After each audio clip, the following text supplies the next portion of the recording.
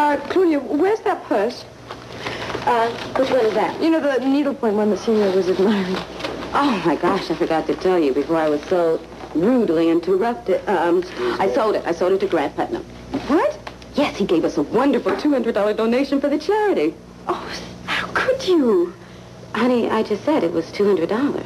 Yes, but we're not even open yet. I've been turning people down who want to buy the best things already, and All right, so I goofed, but it was for a good cause, right? Yes, okay, but from now on, rules are rules. I mean, no exceptions, not even Grant Putnam, all right?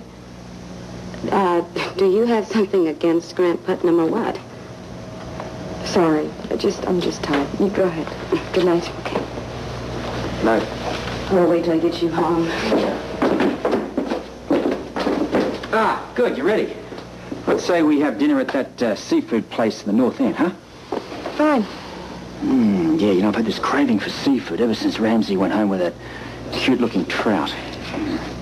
Maybe I'll have bouillabaisse. Haven't had that for a while. Perhaps a few dozen oysters, yeah.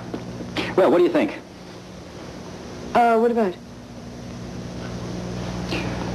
Reruns of I Love Lucy.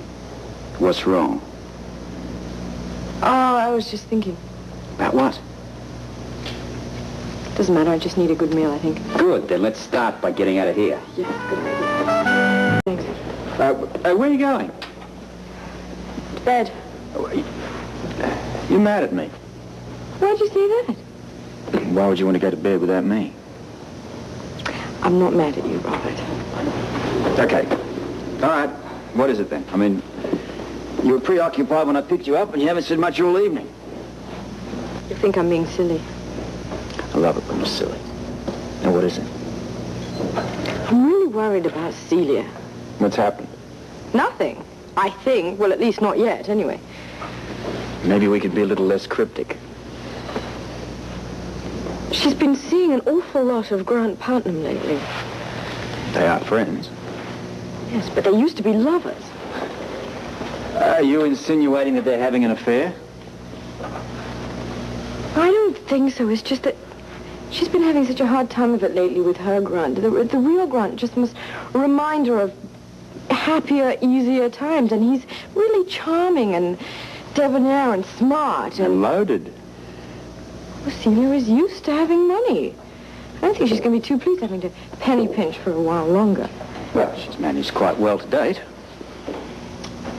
Yes, but Celia has a very low boredom threshold. And if he keeps persisting, I don't know if she's going to be able to resist him. I'm just wondering if you can resist me. I'm taking this very seriously. I am taking this very seriously. Oh, no. The commissioner's shark fishing in Arizona. Burt Ramsay still in Port Charles. This had better be good. This is better.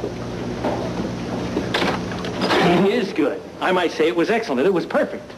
What? Well, the trout. What else do you think I'm talking about? Are you trying to tell me you pedaled all the way over here to give me this piece of information? Well, thank you, Burt. I will now rest so much easier. Now, is that it? Yes, there is something else. I was hoping there was. Oh, you're going to tell us about the dessert? Yeah, I guess you would call it that. How about a few details? Okay. Short and sweet. Good. I was hoping there was a point to all of this. Uh-huh. There is. Let me show you something. When I was cleaning one of the fish, look what I found inside it. So? That's what I said at first. Then I took a closer look. Would you take a closer look and see what it says? Green and Son, Cornwall. Mm-hmm. It's a famous lock company in England. Right, so on a hunch, I looked up the county of Cornwall and just guess what little town is there. Rockmore. You're right. Robert, can you believe this? That's quite a coincidence. Yeah. Out of all the fishes in the world, we end up with this one. This has got to belong to Campbell.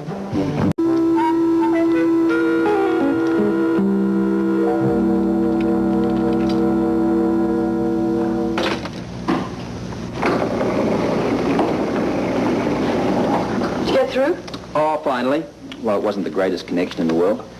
Well, what do you expect? Cornwall, England isn't exactly down the street. Yeah, well, it was the accent that finally gave it away in the end. Oh. Should have thought you'd been used to that. What about mine? Make you feel right at home. Yeah, actually, I've been meaning to talk to you about that. You know, I'm finding that your accent is becoming decidedly Americanized. Well, I must be picking it up off the street. Certainly not here. Tell me about what did you say about the key? Oh, the key. Yeah, I was speaking of keys. I'm having a new bolt put on the front door. Oh, okay. Yeah, this looks rather nice. It's $50. I mean, isn't that a touch excessive? It's for charity. I mark everything up by at least 100%. Holly, that's gouging. Would you please get back to the point? Oh, the locksmith. Yeah, well, he sort of remembers making a key for Campbell, but he's not too sure what sort of key it is. Tell me, if they buy both, do they get some sort of a deal break, maybe? Probably not. And how is he going to be able to identify the key? You're going to send him a photo? No, he doesn't need that. All he required was a wax impression. Ramsey's doing that now. And whilst you're waiting for word from England, what will you be doing? I've got another theory that I've come up with. Would that have anything to do with Grant Putnam? Oh, you read my mind.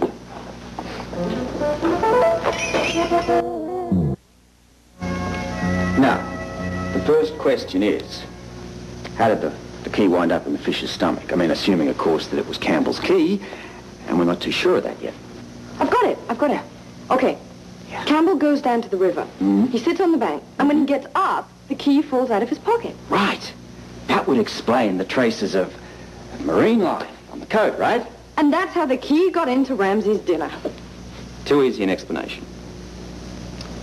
Does it have to be difficult? Too many holes, love, sorry. Like what? All right, to start with. The key being found by itself. Now, keys are normally attached to a chain. And besides, what's he doing romping around the U.S. with a key to a British door on him? Well, he has to put it somewhere.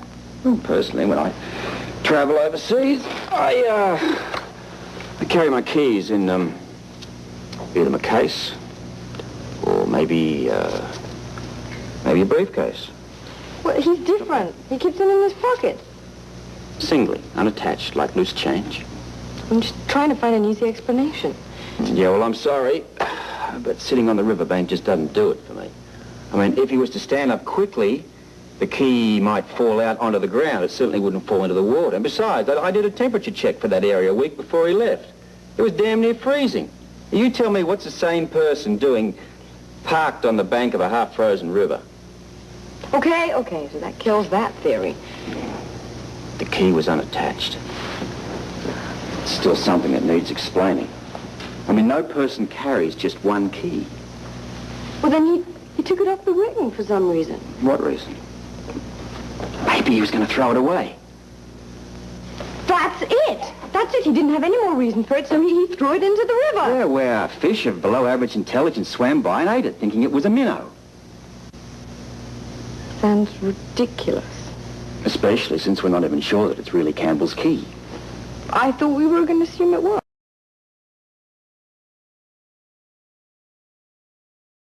Well, however, we don't come up with a better theory. To be honest with you, we're out of the ball game. Anyway, look, I've got to get out of the waterfront. Best to go to homicide. Ramsey's meeting. Well, you know, there's still Grant Putnam.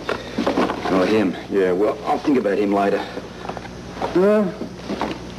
Would you wait up? I want to come with you. I've got to drop off these things at the boutique. Paper.